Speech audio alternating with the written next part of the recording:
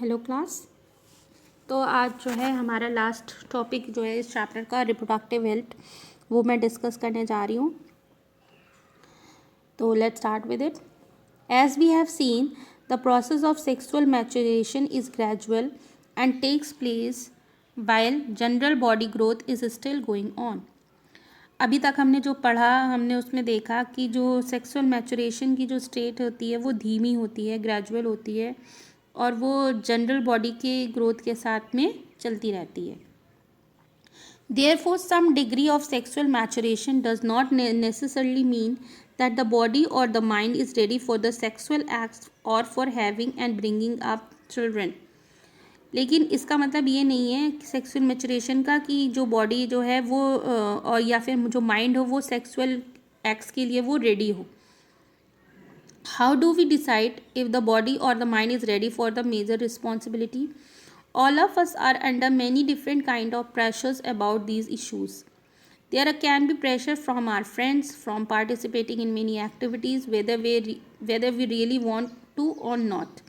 There can be pressure from the families to get married and start having the children. So these are the some issues in which कि ये major responsibilities के लिए हम ready है कि नहीं है। ये सब प्रेशर्स होते हैं जिनकी वजह से, क्योंकि ये एक बहुत ही इम्पॉर्टेंट चीज़ है, हमारा माइंड और हमारी बॉडी को रेडी होना चाहिए इन सब चीज़ों के लिए। There can be a pressure from the government agencies to avoid having children. In this situation making choice can become very difficult. We must also consider the possible health consequences of having sex. We have discussed in class 9 that disease can be transmitted from person to person in a variety of ways, since the sexual act is a very intimate connection of the body. It is not surprising that many diseases can be sexually transmitted. अगर असुरक्षित sex होता है तो उसके through जो होती है body में बहुत तरीके की डिजीज़ेस भी ट्रांसमिटेड हो सकती हैं।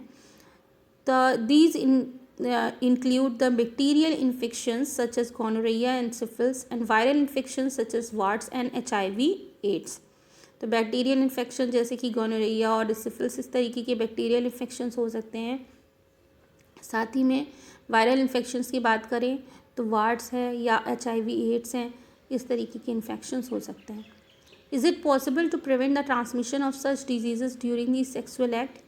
Using a covering called a condom for the penis during sex helps to prevent the transmission of many of these infections to some extent. अगर सेक्सुअल एक्ट के दौरान जो है कवरिंग जो कि कॉन्डम कहलाती है, इसको अगर यूज़ किया जाए तो ये तरीके की इन्फेक्शन से बहुत हद तक राहत पाई जा सकती है। The sexual act always has the potential to lead to the pregnancy. Pregnancy will make major demands on the body and the mind of the woman. अगर एक सेक्सुअल एक्ट जो होता है वो हमेशा प्रेगनेंसी की प्रॉब्लम को भी क्रिएट कर सकता है, तो इसके लिए एक वुमेन का मेंटली और फिजिकली तैयार होना बहुत ज़रूरी होता है। And if she is not ready for it her health will be adversely affected. अगर वो इस चीज़ के लिए रेडी नहीं है तो उसकी जो हेल्थ है वो एडवर्सली अफेक्टेड हो सकती है. Therefore, many ways have been devised to avoid the pregnancies. These contraceptive methods fall in number of categories. One category is the creation of the mechanical barrier so that the sperm does not reaches the eggs. Condoms on the penis or similar covering worn in the vagina can serve this purpose. जो mechanical methods यानी barrier methods आते हैं उनमें ये होता है कि sperms को ओवम के साथ फर्टिलाइजेशन की प्रोसेस को रोका जाए. इसके लिए बहुत सारे बैरियर मेथड्स आते हैं जो कि इस प्रोसेस को मतलब फर्टिलाइजेशन की प्रोसेस को रोक सकते हैं.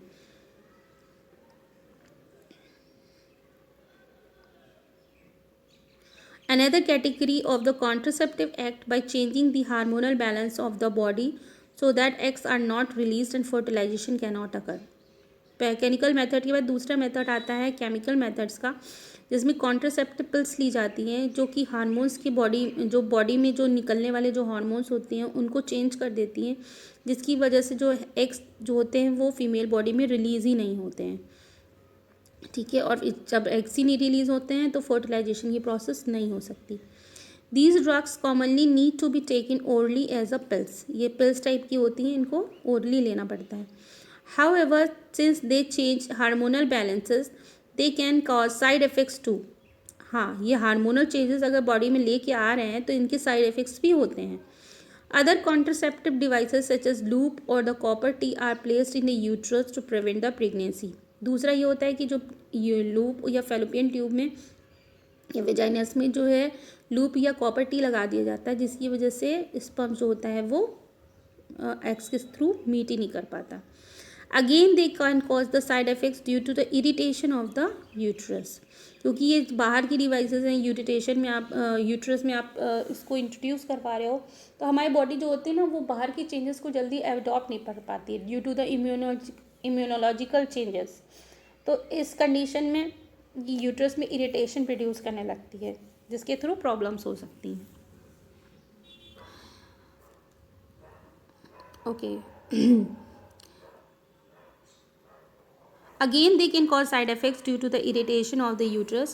If the vas deferens in the male is blocked, the sperm transfer will be prevented. Similarly, जो vas deferens होता है मेल्स में, अगर उनको ब्लॉक किया जाए तो जो sperms transfer होते हैं वो भी प्रिवेंट किए जा सकते हैं. If the fallopian tube in the female is blocked, the egg ball will not be able to reach the uterus. और अगर fallopian ट्यूब में ट्यूब को ब्लॉक कर दिया जाए फीमेल्स में, तो जो एग्स वो होते हैं वो यूट्रस तक नहीं पहुंच सकते. In both cases fertilization will not takes place. Surgical methods can be use to create such blocks. While surgical methods are safe in the long run, surgery itself can cause infection and other problem if not performed properly. Surgery can be also be used for removal of unwanted pregnancies. Unwanted pregnancies के लिए surgeries का भी कभी कभी सहारा लिया जाता है उनको रिमूव करने के लिए. These may be misused by people who do not want a particular child, as happens in the illegal sex selective abortion of female fetus. पर ये जो है ये जो तरीका होता है वो कुछ लोग जो है सेक्स डिटर्मिनेशन वाली टेक्निक्स में लगा लेते हैं. वो सेक्स डिटरमाइन करते हैं फीटस का, और इस तरीके से अगर गर्ल चाइल्ड होती है तो लोग उसको अबॉर्ट करवा देते हैं.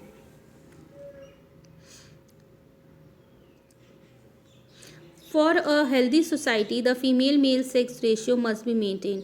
अगर हम चाहते हैं कि हमारी सोसाइटी हेल्दी रहे तो एक फ़ीमेल और मेल सेक्स का जो रेशियो, यानी कि जितनी नंबर ऑफ़ फीमेल्स उतने नंबर ऑफ़ मेल्स हैं, उनका एक रेशियो जो है वो मेंटेन रहना चाहिए.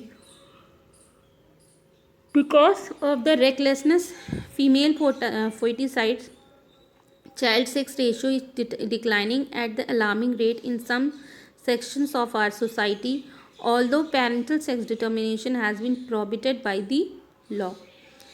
अगर ये इस वजह से बहुत जो हमारा जो एक रेशियो होता है मेल और female, male child over female over child का जो एक रेशियो होता है वो जो होता है वो डिक्लाइन होता जा रहा है, कम होता जा रहा है, जिसकी वजह से प्रॉब्लम्स हो जाती हैं. The rates of birth and death in a given population will determine its size. The size of a human population is a cause for concern for many people. This is because an expanding population makes it harder to improve everybody's standard of living. However, if the inequality in society is the main reason for the poor standards of living for many people, the size of the population is relatively unimportant. तो इसमें आपको यही बताया जा रहा है कि हम पॉपुलेशन जो होता है, पॉपुलेशन को कंट्रोल करने के लिए हमें इन सब साधनों का यूज़ करना चाहिए. क्यों? क्योंकि अगर पॉपुलेशन ज़्यादा बढ़ जाएगी तो जो लोगों का जो लिविंग स्टैंडर्ड होगा वो गिर जाएगा. तो this is the whole chapter completed now. Just go through the question. First question है, how is the process of ovulation different from fertilisation? What is the role of seminal vesicle and the prostate gland, and what are the changes seen in the girls at the time of the puberty? तो ये सब question तो आपको मैंने पहले ही बताए हुए हैं, डिस्कस किए हुए हैं. एक बार देख लेते हैं. what you have learned में, reproduction unlike other life process is not essential to maintain the life of an individual organism. Reproduction involves the creation of DNA copy and additional cellular apparatus by the cell involved in the process. Various organisms use different modes of reproduction depending on their body design. Reproduction जो है दूसरी life process की तरह बहुत essential नहीं है life को, मतलब लाइफ एक लाइफ की जीने के लिए। Reproduction is not a very important thing, but yes it is important for मतलब इनहेरिटिंग द प्रोजेनी। अगर रिप्रोडक्शन की प्रोसेस होगी नहीं तो ऑफस्प्रिंग्स प्रोड्यूस होंगे नहीं, फीटस बेबीज प्रोड्यूस होंगे नहीं, तो हमारी ग्रोथ कैसे होगी, मतलब किस तरीके से पीपल जो हैं वो दुनिया में आ पाएंगे। तो इसलिए रिप्रोडक्शन की प्रोसेस ज़रूरी है, बट इंडिविजुअल लेवल पे it is not a very essential process. Reproduction involves creation of a DNA copy and additional cellular apparatus by the cell involved in the process. जो reproduction की जो process है इसमें क्या होता है, जो DNA की copies होती हैं वो बनती रहती हैं with additional cellular apparatus by the cell involved in the process. Cell division की process के through जो है DNA की copies जो होती हैं वो बनती रहती हैं। Various organisms use different modes of reproduction depending on their body design. जितने ऑर्गेनिजम्स होते हैं वो अपनी अपनी बॉडी डिज़ाइन, अपनी अपनी बॉडी के टाइप के अकॉर्डिंग जो है डिफरेंट मोड्स ऑफ रिप्रोडक्शंस को अपनाते हैं। In fission many bacteria and protozoa simply divide into 2 or more and daughter cells. जो फिजन रिएक्शंस होती हैं उनमें जो बैक्टीरिया और जो प्रोटोजोआज होते हैं वो डिवाइड होते हैं 2 में, और मोर डॉटर सेल्स जो होती हैं वो प्रोड्यूस्ड होती हैं 1 से 2, 2 से 4, 4 से 8, 8 से 16, इस तरीके से। Organisms such as Hydra can regenerate if they are broken into pieces. They can also give out buds which mature into the new individual. जो हाइड्रा होता है वो अपनी बॉडी को जो है रीजनरेट करता है, दोबारा ग्रो करवाता है। कैसे? जो हाइड्रा होता है उसमें जो बड होती हैं वो टूट जाती हैं पीसेस में, फिर हर एक जो बड होती है वो एक न्यू इंडिविजुअल को ग्रो कर देती है। रूट, स्टेम्स एंड लीव्स और some plant develop into new plant through vegetative propagation. कुछ जो प्लांट होते हैं उनकी जो रूट्स होती है, स्टेम्स होती हैं और लीव्स होती हैं वो न्यू प्लांट्स में डेवलप हो जाती हैं by the process of the vegetative propagation. These are examples of asexual reproduction where new generation are created from the single individual. Asexual reproduction में क्या होता है, जो न्यू जनरेशन होती है वो एक सिंगल इंडिविजुअल से ही जन्म लेती है, जबकि जो सेक्सुअल रिप्रोडक्शन होते हैं इसमें 2 इंडिविजुअल्स इन्वॉल्व होते हैं और न्यू इंडिविजुअल का क्रिएशन होता है which is not exactly the carbon copy of their parents. DNA copying mechanisms create variations which are useful for ensuring. जो DNA कॉपिंग मैकेनिज्म होती है यानी कि कॉम्प्लीमेंट्री DNA की एक DNA से दूसरा जो DNA बनता है उनमें वेरिएशंस होते हैं जो कि सर्वाइवल ऑफ स्पीशीज़ के लिए इम्पॉर्टेंट होते हैं। जो modes of sexual reproduction allow for the genetic variation to be generated. जो सेक्सुअल रिप्रोडक्शन होता है उसमें ये संभावना होती है कि वेरिएशन जो न्यू इंडिविजुअल हो वो उसमें थोड़ा सा वेरिएशन हो सके। Reproduction in flowering plant involve transfer of pollen grain from the anther to the stigma which is referred to as pollination. तो जो प्लांट्स होते हैं उनमें पॉलिनेशन की प्रोसेस के थ्रू ही रिप्रोडक्शन होते हैं, जिसमें पॉलन ग्रेन जो होते हैं वो एंथर से स्टिग्मा में ट्रांसफ़र होते हैं और इस तरीके से फर्टिलाइजेशन की प्रोसेस उनमें होती है। Changes in the body at puberty such as increase in the breast size in girls and new in facial hair growth in the boys are the signs of sexual maturation. तो sexual maturation क्या होती है, जब जो body जो में girls और boys की बॉडी में सेकेंडरी सेक्सुअल कैरेक्टरिस्टिक्स जो है डेवलप होने लगती हैं तो उन्हें हम क्या कहते हैं, puberty.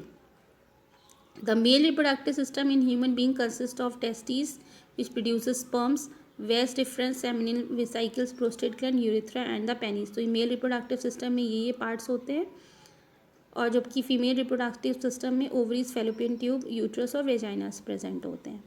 Sexual reproduction in human beings involve the introduction of sperm into the vagina.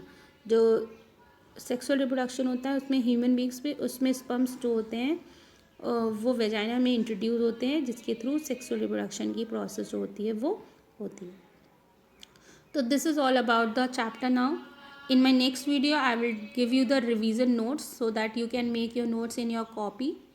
and then after I will discuss the NCERT question answers. Okay. Till that time, just revise the whole content and read the whole chapter. This is your homework. And when I'll give you the revision note in my next video, so you can copy your notes. Make the notes in your copy. And then last, I will discuss the question answers of this chapter. Thank you. Have a nice day.